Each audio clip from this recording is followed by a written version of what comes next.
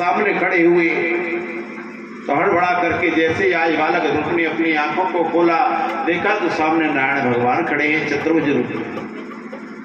आज भगवान बार बार ध्रुव की तरफ देख रहे हैं और मुस्कुरा रहे हैं। बालक ध्रुव भी देख रहा है। भगवान सोच रहे हैं कि ध्रुव मेरी स्तुति करना चाहता है, वंदन करना चाहता, लेकिन जानता कुछ नहीं कैसे करे। लेकिन आज मेरे भगवान ने कृपा की। शतम विभूषंत मदिदम हरिज्ञात्वास्य सर्वस्य च हृदयस्थितः कृतांजलिं ब्रह्मणेनिकं मुनः पैस्पर्श बालम कृपया कपोले। आज भगवान ने कृपा की। सोच रहे हैं कि ध्रुव बोलना चाहता है लेकिन बोले क्या, कुछ जानता नहीं है। आज भगवान ने कृपा की और अपने दिव्य संग को लेकर के ध्रुव जी के गाल से स्पर्श कराया। जैसे ही गाल से स्पर्श कराया, संपूर्ण वेद वेदांत का ज्ञान आज ध्रुव जी के हृदय में प्रतिष्ठित होने लगा, प्रकट हो गया। क्योंकि मूकम करोति वाचालम पंगुलंग यथेग्री यत् कृपा तम हम वंदे परमानंदम माधवम। अगर भगवान कृपा करें तो क्या नहीं हो सकता है। अरे भगवान यदि कृपा करें तो गूंगा व्यक्ति भी मंत्र बोल सकता है, वेद मंत्रों का उच्चारण कर सकता है। यदि भगवान कृपा कर दें तो लंगड़ा व्यक्ति भी पहाड़ चढ़ सकता है। ये कोई उनके लिए कोई छोटी मोटी बात नहीं है। लेकिन परमात्मा की कृपा आए ध्रुव के ऊपर बरस गई। उसकी कृपा का जीव को अनुभव करना चाहिए। कृपा सबके ऊपर बराबर है। परमात्मा सबके ऊपर बराबर कृपा करते हैं, लेकिन उसका अनुभव करना पड़ता है। और वो भी अनुभव हमारी श्रद्धा के अनुसार होता है। जिस प्रकार से हमारी श्रद्धा जितनी ज्यादा होगी उतनी ही परमात्मा की कृपा हमारे ऊपर हम ज्यादा महसूस करते हैं। भाई मान के चलो बारिश हो रही है, अब बारिश होगी तो पूरे ओडी गांव पर बराबर होगी कि नहीं होगी। ऐसा तो नहीं कहीं कम हो कहीं ज्यादा हो, लेकिन वो पात्र के ऊपर निर्भर करता है जिसका जैसा पात्र होगा। भाई हमारा पात्र आज 2 किलो का है तो उसके अंदर 2 किलो ही जलाएगा। पड़ोसी का पात्र 200 लीटर का है तो उसके अंदर 200 लीटर ही जलाएगा। लेकिन बारिश तो एक समान हो रही है। इसी प्रकार से भागवत कथा श्रवण करा रहे हैं तो पूरे ओडी गांव को श्रवण करा रहे हैं। लेकिन ये नहीं है एक को नहीं करा, एक को नहीं करा है। ये तो कृपा है। आज आप लोगों पर उस परमात्मा की कृपा हुई और कृपा बरसी तो आपके सामने भागवत जी की कथा भी चल। आज ध्रुव जी कहते हैं कि भगवान मेरी वाणी तो सोई हुई है, आज मेरी वाणी को आपने जगा दिया। प्रभु मैं आपके चरणों में बार बार वंदन करता हूं। क्योंकि जीव की वाणी हमेशा सोई हुई रहती है। जीव की वाणी को कोई नहीं दे सकता है। लेकिन यदि आज मेरा गोविंद कृपा करे, मेरा गोपाल कृपा करे तो वह जीव की वाणी जग सकती है। बिना उनके वह वाणी भी नहीं दे सकती है। हे प्रभु आपकी कृपा के बिना आपको कोई जान भी नहीं सकता है। जब तक आप कृपा नहीं करतेंगे, जब तक आपके चरण में प्रीत नहीं होगी। क्योंकि जो जान नहीं ताए जेऊ जनाई और जान तो तुम्हें है जाई। उमादार जो सिद्ध की नाई और समय न चावत राम गोसाई। परमात्मा जिसको जनाना चाहते हैं वो जान जाता है, और जान जाता है तो परमात्मा को जानने वाला भी स्वयं परमात्मा में हो जाता है। लाली मेरे लाल की जित देखूं तित लाल, और लाली देखकर मैं गई तो मैं भी हो गई लाल।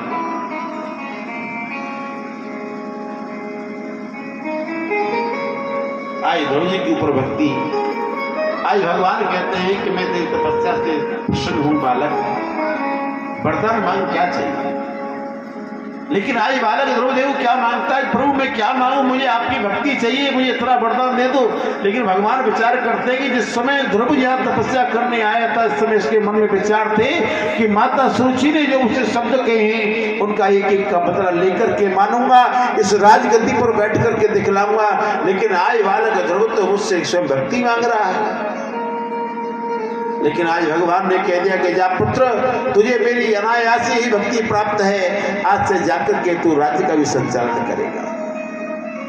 भगवान वरदान देकर के अदृश्य हो गए। बालक ध्रुव आज वापस लौट करके आ रहा है। जैसे माता पिता को पता चला कि हमारा बालक ध्रुव आया, भगवान को प्राप्त करके वापस लौट करके आ रहा है तो माता पिता ने रथ सजवाए, घोड़े सजवाए, अनेकों लेने के लिए भेजे, क्योंकि ये परमात्मा की कृपा जिसके ऊपर हो जाती है, जा पर कृपा राम की हुई और ता पर कृपा करे सब कोई। आज भगवान की कृपा बालक ध्रुव के ऊपर हुई तो आज वही माता पिता जिस मां ने झटका दिया उन्होंने रथ सजवा करके भेजे, लेकिन आज बालक ध्रुव ने जाते एक बात कह दिया कि अब किसी रथ पर चढ़ने की आकांक्षा नहीं है, अब किसी घोड़े पर बैठने की आकांक्षा नहीं है। यदि अब केवल आकांक्षा है मेरे दिल में तो सिर्फ एक ही आकांक्षा है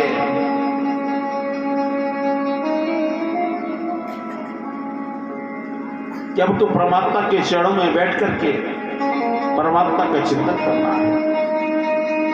तणादपि सुनीचेन तरोरिव सहिष्णुना अमान नामान देना कीर्तनीयम सदा हरि। देखो यहाँ एक भक्ति का सिद्धांत बतलाया गया है। अपने आप को स्वयं को तिनके से भी अधिक छोटा हमको समझना चाहिए। हमेशा अपने सम्मान की परवाह न करके सामने वाले को सम्मान देना चाहिए। हमेशा कभी भी दूसरे का अपमान हमें नहीं करना चाहिए, दूसरे को सम्मान देखना चाहिए। ये भाव रखना चाहिए कि मैं तो तिनके से भी अधिक छोटा हूं, वृक्ष से भी ज्यादा सहनशील बनना चाहिए। जिस प्रकार से बालक फल तोड़ने के लिए जाता है, वृक्ष में कई प्रकार के पत्थर मांगता है, लेकिन वृक्ष कुछ कहता है क्या? उस पत्थर को भी सहन कर लेता है। तो इसी प्रकार से हमको भी सहनशील बनना चाहिए। स्वयं अपने सम्मान की परवाह न करके दूसरे को सम्मान देना चाहिए। आज बालक ध्रुव ने जाकर के माता सुनीति के चरणों में प्रणाम किया, सुरुचि के चरणों में प्रणाम किया, अपने पिता उत्तानपाद के चरणों में प्रणाम किया, उठा करके अपने गले से लगा लिया। आज राजा उत्तानपाद ने अपनी बाहों में भर करके ध्रुव से कहा कि बेटा मेरे जीवन का कोई भरोसा नहीं है, अब तो मैं भजन करने के लिए जाना चाहता हूँ। और ध्रुव जी को राजगद्दी में अभिषिक्त करके राजा उत्तानपाद वनों की ओर प्रस्थान कर गए। आज ध्रुव जी ने 36,000 वर्ष तक राज्य को भोगा और भोगने के बाद में जो भी इस संसार में आया है उसको जाना पड़ता है, क्योंकि आया है सो जाएगा। राजा रंग फकीर और कोई सिंहासन चढ़ चला तो कोई भला जली। जीव अपने कर्मों के अनुसार इस संसार में भोग भोग करके अंत में जाता है, तो कर्म के अनुसार ही जाता है। कोई स्वर्ग में जाता है, कोई नरक में जाता है। लेकिन आज जैसे ही ध्रुव जी का अंतिम समय आया, भगवान के पास से ध्रुव जी को लेने के लिए आए विमान लेकर के। ध्रुव जी जैसे ही आज विमान में चढ़ने के लिए तैयार हुए, सामने आकर के एक स्त्री खड़ी हो गई। ध्रुव जी ने पूछा, देवी आप कौन हो? बोले मेरा नाम है मृत्यु, मैं हूं इस लोक की मालकिन, पृथ्वी लोक की मालकिन। यहाँ जो भी आता है उसे मरना ही पड़ता है, यानी मुझे स्वीकारना पड़ता है। या चींटी जन्म लेती है उसको ही मरना है, कुत्ता जन्म लेता है उसको ही मरना है, हाथी जन्म लेता है उसको ही मरना है, और आपने जन्म लिया है तो आपको ही मरना है। आप मुझे बिना ग्रहण किए कहीं नहीं जा सकते हो। आप चाहे मुक्ति को पाइए, चाहे वैकुंठ को जाइए, मुझे कोई आपत्ति नहीं है। चाहे आप स्वर्ग की प्राप्ति करिए, लेकिन पहले मुझे ग्रहण करें। आज बालक ध्रुव ने भगवान के पार्षदों की तरफ देखा तो भगवान के पार्षदों ने सारा कर दिया कि मृत्यु देवी से बोलो, पर सर नीचा कर ले। आज ध्रुव जी ने कहा कि मां हम मर जाते हैं, आप अपना सर नीचा करें। आज जैसे ही मृत्यु देवी ने अपने सर को नीचा किया, ध्रुव जी आज मृत्यु देवी के सर पर अपना पैर धारण करके भगवान के विमान में बैठ करके भगवान के धाम को चले गए। मृत्यु देवी टुकड़ टुकड़ देखती रह गई। मृत्युर्मुग्निम पद्म दत्वा आरूरोहाद भूतम ग्रहम। मृत्यु देवी टुकड़ टुकड़ देखती चली गई। आज ध्रुव जी ने भी मृत्यु के ऊपर विजय को प्राप्त कर लिया। बोलिए ध्रुव जी महाराज की जय हो। यदि सत्संग की कोई साक्षात प्रमाण है तो साक्षात ध्रुव जी हैं। ये सत्संग का ही प्रताप है जो आज मृत्यु देवी को प्राप्त किया है। सत्संग की महिमा कितनी महान है। ध्रुव जी इसके साक्षात प्रमाण हैं। इसीलिए संतों का संग करना चाहिए, सत्य का संग करना चाहिए। इसीलिए कहा गया है संतन के संग लाग रे, संतन के संग लाग रे, तेरी अच्छी बनेगी। संतन के संग लाग रे, तेरी अच्छी बनेगी। संतन के संग लाग रे, तेरी अच्छी बनेगी। संतन के संग लाग रे, तेरी अच्छी बनेगी। अच्छी बनेगी तेरी बिगड़ी बनेगी। अच्छी बनेगी तेरी बिगड़ी बनेगी। अच्छी बनेगी तेरी बिगड़ी बनेगी। अच्छी बनेगी तेरी बिगड़ी बनेगी। ओए तेरा बड़ो भाग रे, अच्छी बनेगी। संतन के संग लाग रे, तेरी अच्छी बनेगी।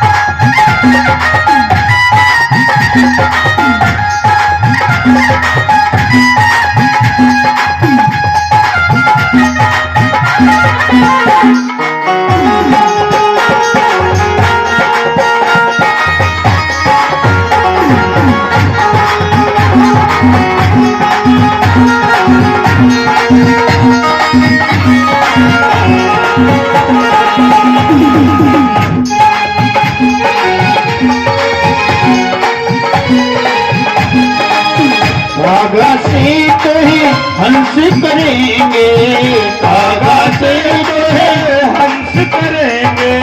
कागा से तो है हंस करेंगे, कागा से तो है हंस करेंगे।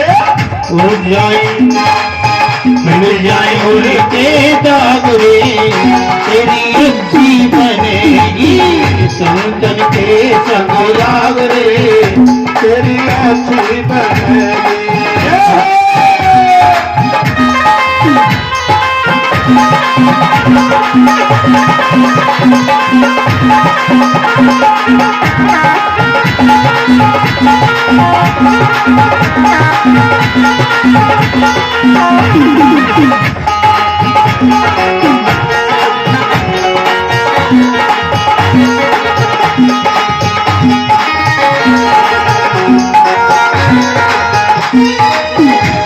की बन गई प्रहलाद जी की बन गई। ध्रुवी की बन गई प्रहलाद जी की बन गई। ध्रुवी की बन गई प्रहलाद जी की बन गई। ध्रुवी की बन गई प्रहलाद जी की बन गई।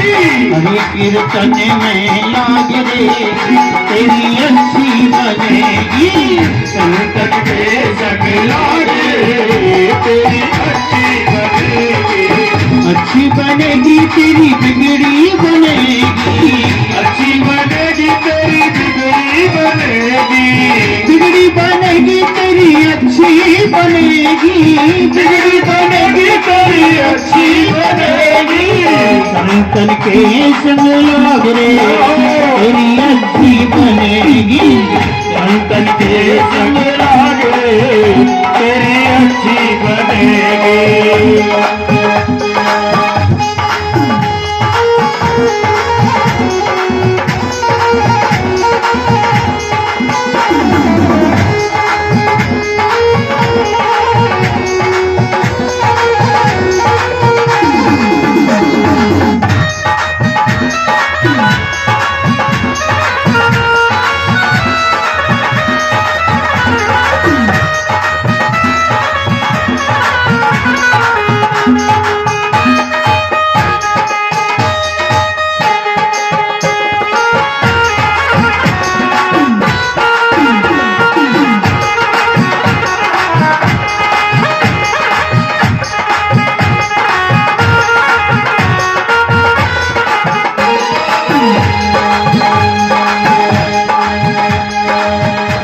निशा में बहुत दिन सोयो, मोहे निशा में बहुत दिन सोयो।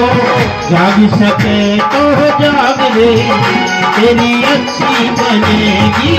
संतन के संग लाग रे, तेरी अच्छी बनेगी। संतन के संग लाग रे, तेरी अच्छी बनेगी।